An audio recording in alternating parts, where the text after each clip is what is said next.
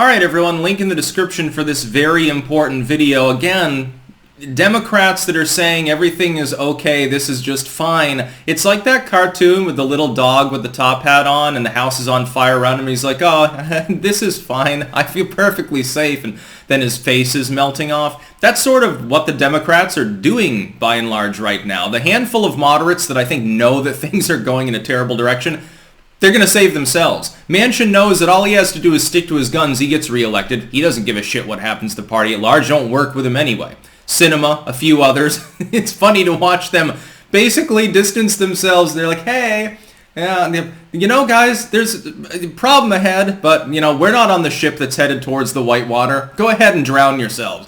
Link in the description. ABC just released its Congressional generic ballot polling. Now, this is the generic ballot. Do you intend to more likely vote Republican or Democrat in the 2022 midterms? Plus 10 Republican. This is the highest advantage for Republicans since they began doing this poll, ABC News did, in 1981. Now, a little bit of history. In the 1982 midterms, the Republicans lost, although not by a huge margin. Ronald Reagan's initial high approval had already melted away somewhat because there was a mild recession at the time. That is in 1982 and into 83, I believe. The economy wasn't going quite as well.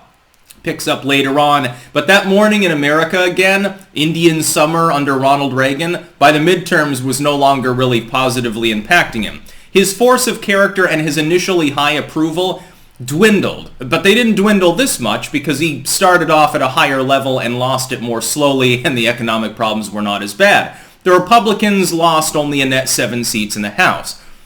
If this were the real number, let's say that the Republicans go into the midterms with a 10-point advantage, I would suspect that half of the House Democrats would lose their job, including long-term incumbents formerly considered safe. I would expect them to lose a dozen Senate seats, maybe more, and I would expect the Republicans, in theory, could then kick Biden out of office. While this would be wonderful, and I say this as a non-Republican, but it'd be nice to watch the chaos, it'd be nice to watch the punishment of neoliberal globalism and lockdownerism and all these nasty things that Beijing Biden is concerned with, I don't expect that, because the problem is this. When you look at these aggregates, you do not know the real number. And certainly a single poll is never going to tell you almost certainly the real number. It's basically like if you take an aggregate, you're looking at a shotgun pattern.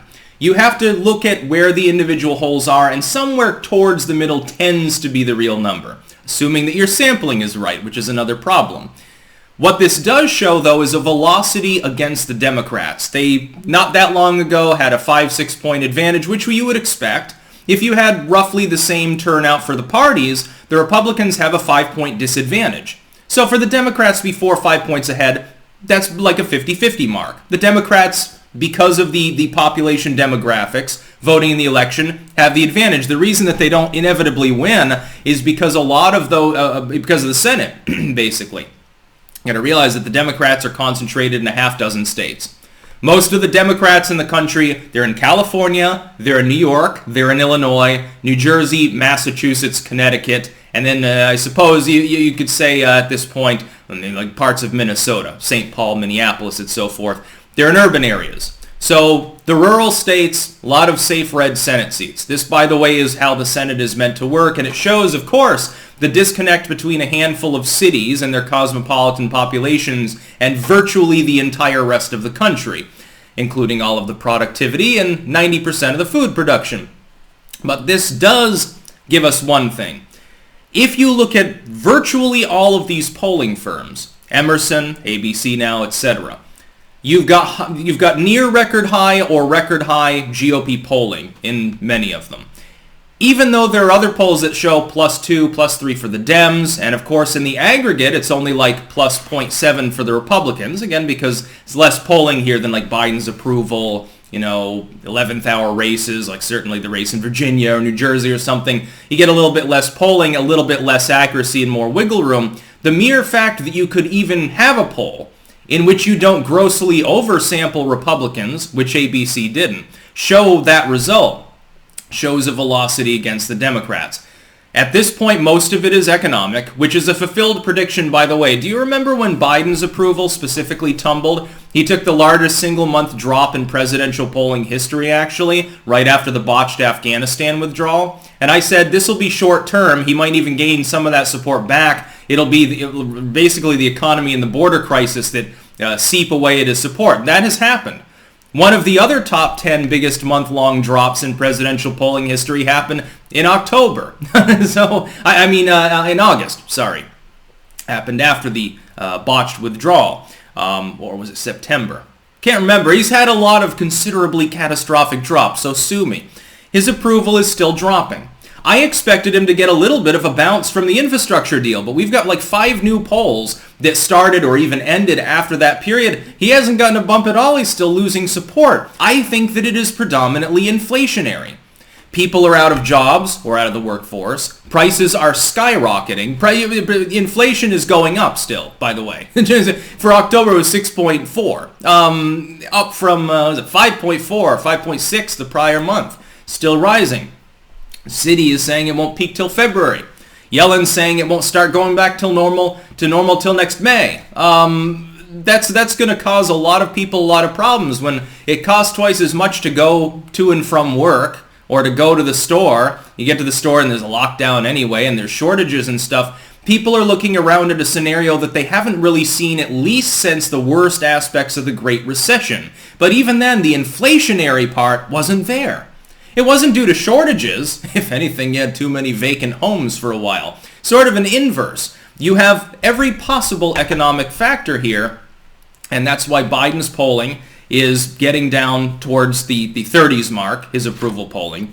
In the Congressional generic ballot, you now have 4 aggregated polls in the recent polling period, in the last month or so, that show the Republicans ahead.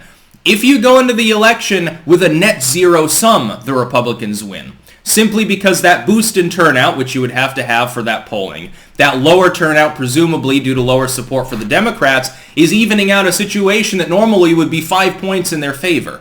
A zero-sum race goes to the GOP. The problem is they only need to pick off one senator to do whatever they want. They only need to pick off a half a dozen House members to do whatever they want, kick Pelosi to the side for what will probably be the last term of her career. I mean, she's fucking 80 years old, so the writing's on the wall. She keeps having dementia moments just like Biden does. They have to prop her up. And you remember that Good Morning Sunday Morning quip that one time where she did a system reboot in the middle of an interview? Yeah, that should give you an indication of why our political situation is slightly screwy at the moment. The fact is, though, that even in a zero-sum race, the GOP's a few points ahead. And again, last-minute turnout will probably go in their favor. That's traditional because they're the out party. The fact is that when you have your president in there, unless that president's doing a really good job, above 50% approval, which is not easy to sustain in a hyper-political climate, it tends to drag the party down. There are only a couple of examples where this hasn't happened in all of polling history. So the Democrats are at a 2-point disadvantage already.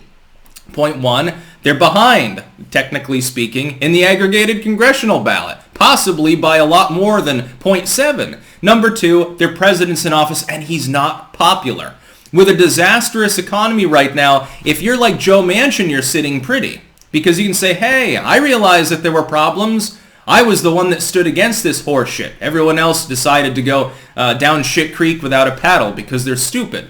Very, very few Democrats have that unique position. Those and safe blue areas. Like AOC, she doesn't worry about losing her job. She's probably win, if she got primary, she'd probably win by 30 points because she's in a massively far blue district. Most Democrats and Republicans are in districts that are at least in theory in play if there's enough drag on the party's support. You are fast approaching, I think, the moment at which you're going to see races that would at least lean towards the Democrats fairly handily begin to be dragged into toss-up territory. At some point, probably belatedly, sometime early next year, the Democrats will sound the alarm, and by then, for many of them, I think it will be too late. Barring a miracle, I think the Democrats lose massively both the House and the Senate in the midterms. Maybe to the point where Biden is actually able to be removed from office. Best thing possible, by the way, for the country. The man has ignored the Constitution multiple times, then slapped down by the courts, thankfully. He has ignored basic decorum. He has interfered with the legislature on a massive level. He claims to want to unify things, but really the only thing unifying is that the economy sucks and everyone's feeling the pinch. That's the only thing unifying about Beijing Biden is less than a year into his administration, he has failed literally everything that he has done. That's about all. Peace out.